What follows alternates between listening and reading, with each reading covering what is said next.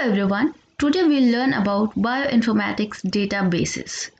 So to start with, what is bioinformatics?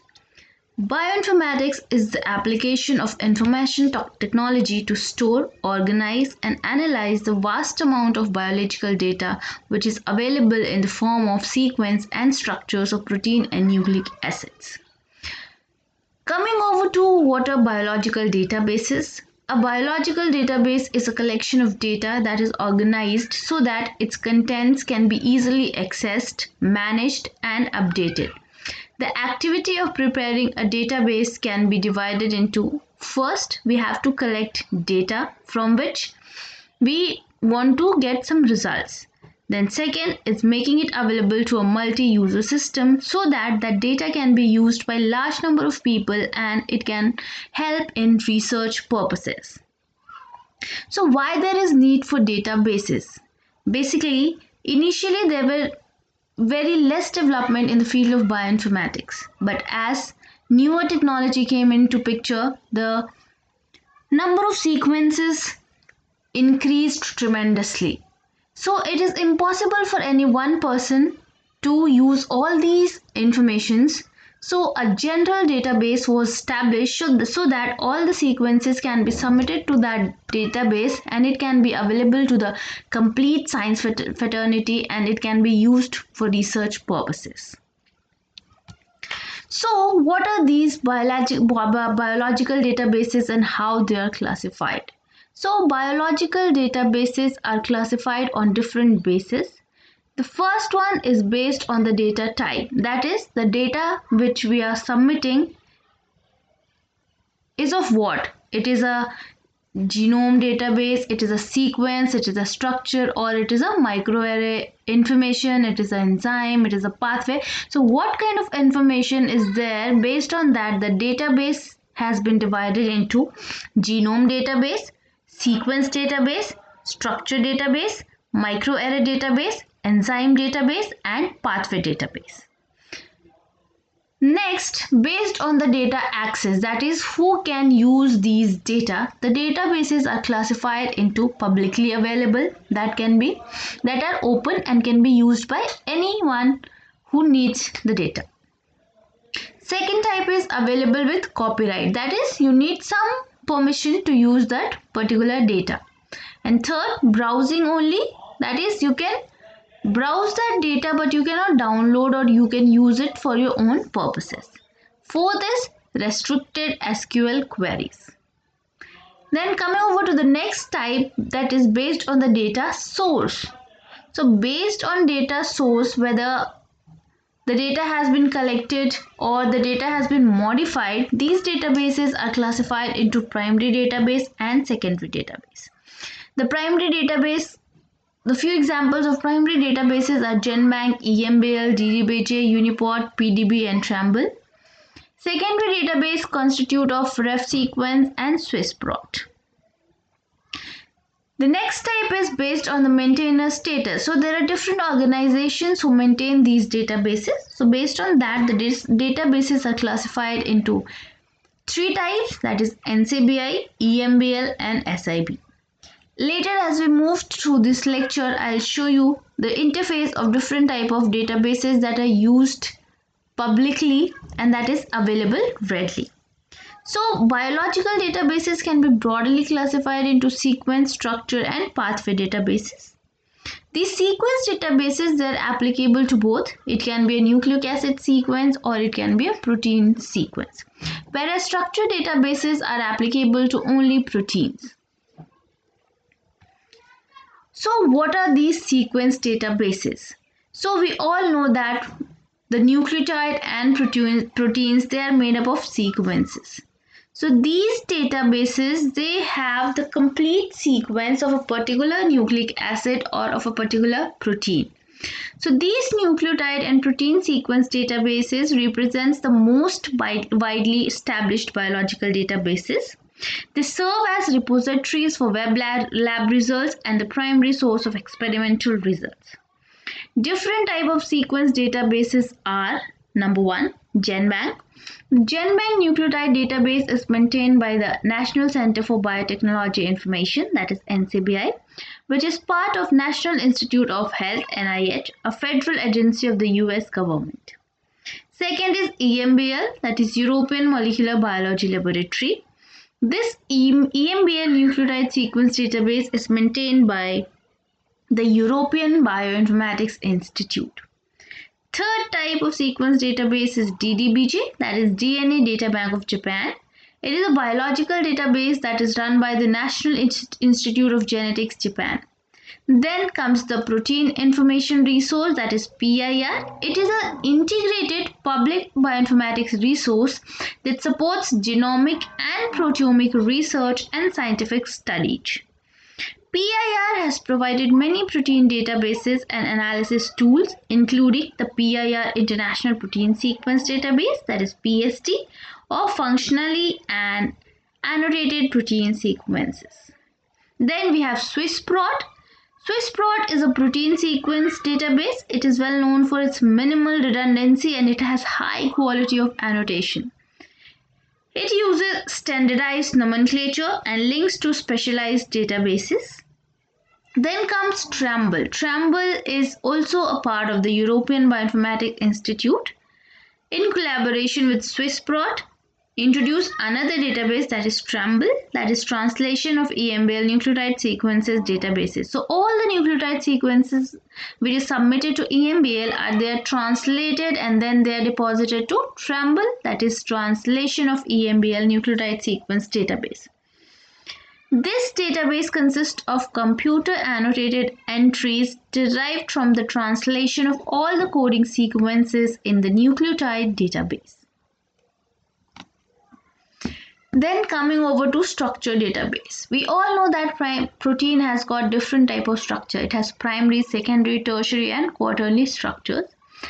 And all these structures, they are submitted to these structural databases. So the most important and widely used structural database is PDB, that is Protein Data Bank. It is a single worldwide archive of structural data of biological macromolecules. It was established in Brookville National Laboratories in 1971. It contains structural information of the macromolecules determined by X-ray crystallography. NMR. PDB is maintained by the Research Collaboratory for Structural Bioinformatics, that is RCSB. Then the next type of structural database is SCOP. It stands for Structural Classification of Proteins. Its purpose is to classify protein 3D structures in a hierarchical scheme of structural classes. Then we have the KATE database. It stands for Class, Architecture, Topology, Homologous Superfamily. It's a hierarchical classification of protein domain structure which clusters protein at 4 major several levels. Then we have NDB, that is Nucleic Acid Database. It is also curated by RCSB and similar to PDB and Cambridge Structural Database, it is a repository for nucleic acid structure. It gives users access to tools for extracting information from nucleic acid structure and distributes data and softwares. Then coming over to functional databases. So the development of metabolic database derived from comparative study of metabolic pathways cater the industrial needs in more efficient manner to further the growth of system biotechnology. So the information which is derived from the analysis of the sequences of proteins and nucleic acid, they are then submitted to these functional database which assigns them what is their property, what is their function. The first functional database is KEGG, that is the Kyoto Encyclopedia of Genes and Genomes. It is a primary resource for the Japanese Genome Net service that attempts to define the relationship between the functional meanings and utilities of the cell or the organism and its genome information. Then we have Brenda. It is the main collection of enzyme functional data available to the scientific community. Then we have Biopsych. The Biopsych database collection is a compilation of pathway and genome information for different organisms.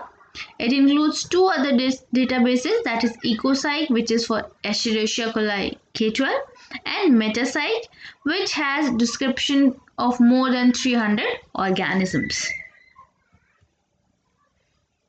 Then based on what type of data does a particular database contain consists of the databases has been classified into three type of databases, that is primary database, secondary database, and composite database. So coming over to primary databases, so these databases consist of